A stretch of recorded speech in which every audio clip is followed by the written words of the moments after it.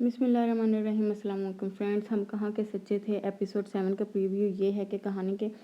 Episode کے start میں اسفند اپنی والدہ سے کہتا ہے کہ اگر مہرین اس رشتے سے خوشی سے ہاں کر دیتی ہے تو اسے بھی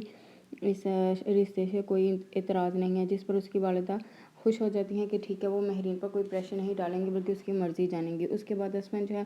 وہ مشرق سے ملنے کے لیے جاتا ہے، جہاں پر مشرق کی والدہ جو ہیں وہ اسفند کو اس کی والدہ کے خلاف کرنے کی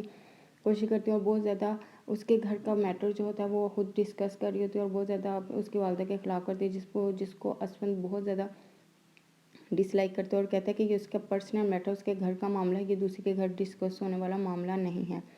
دوسری طرف اسفند کی والدہ جو ہیں وہ مہرین سے پوچھتی ہیں اس رشتے کے بارے میں اور کہتی ہیں کہ اسفند یہ چاہتا ہے، تو جس پر مہرین بھی کہہ دیتی ہے خوشی سے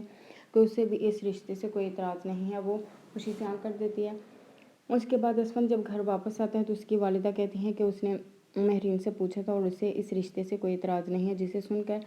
اسفند جو ہے وہ تھوڑا شوق میں آ جاتا ہے کہ اس نے کچھ اور سوچا تھا اور ہوا کچھ اور۔ اس کے بعد وہ مہرین سے رابطے کرنے کی کوشش کرتے ہیں لیکن مہرین اس کا فون اٹینڈ نہیں کرتی۔ اس کے بعد مہرین کی والدہ اور اسفند کی والدہ جو ہیں وہ ان دونوں کی بس جلدی میں انگیجمنٹ کر دیتی ہیں ان کو، اور اس کے بعد ان کو ڈنر پہ لے کے جاتی ہیں اور وہ کہتی ہیں کہ یہ زندگی کا بہترین فیصلہ تھا ان کی اور وہ بہت خوش ہیں اور انہیں بھی اس موقع کو انجوائے کرنا چاہیے۔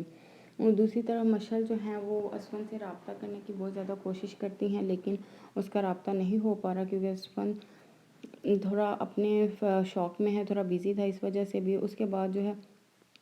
مشعل جب مہرین گھر آتی ہے اس کی آیا اس کو بتاتی ہے کہ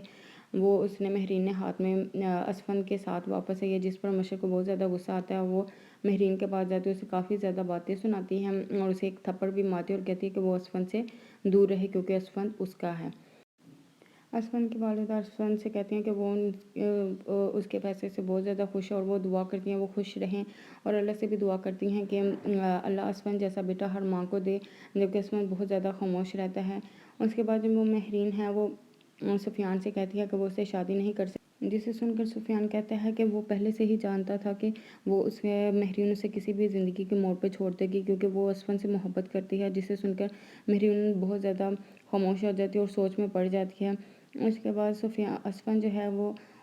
مشعل کو بلاتا ہے ملنے کے لیے اور اسے وہ رنگ دیتا ہے جو اس نے اپنی انگیجمنٹ کے لیے سوچی تھی، تو جس پر یہ بھی بتاتا ہے کہ اس کی انگیجمنٹ مہرین سے ہو چکی ہے اور وہ اسے شادی نہیں کر سکتا اور یہ رنگ اب اسے ایک گفٹ کے طور پہ ہی دے سکتا ہے، اس کے ساتھ کوئی رشتہ نہیں ہو سکتا۔ پھر مشعل یہ کہتی ہے کہ اگر اسفند اس کا نہ ہوا تو کسی اور کا بھی نہیں ہوگا، جس پر وہ گاڑی سے اتر کے چلی جاتی ہے اور گھر آ کے مہرین کو کافی زیادہ باتیں بھی سناتی ہے اور اپنی والدہ سے کہتی ہے وہ اسے جان سے مار دے گی کیونکہ اس نے اس کا نصیب چھیننے کی کوشش کر رہی ہے۔ دوسری طرف گھر کے تمام افراد جو ہیں وہ مہرین کو پریشرائز کرتے ہیں کہ وہ شادی سے انکار کر دیں۔ نانی بھی اسے یہی پریشرائز کرتی ہے، جس پر مہرین کہتی ہے کہ وہ اس شادی سے انکار نہیں کرے گی۔ کالج یونیورسٹی واپس جانے پر مہرین کی فرینڈ بھی مہرین سے بہت زیادہ ناراض ہے کیونکہ اس نے اسفند کے ساتھ اچھا نہیں کیا، جس پر مہرین آگے سے کہتی ہے کہ اس نے سفیان کو کوئی وعدے نہیں دیے تھے، تو اس کی فرینڈ آگے سے کہتی ہے کیا تم نے اسے وعدے نہیں کیے تو اس کی محبت کو اس طرح سے جھٹلاؤ گی کہ تم نے اسے وعدے نہیں کیے تھے۔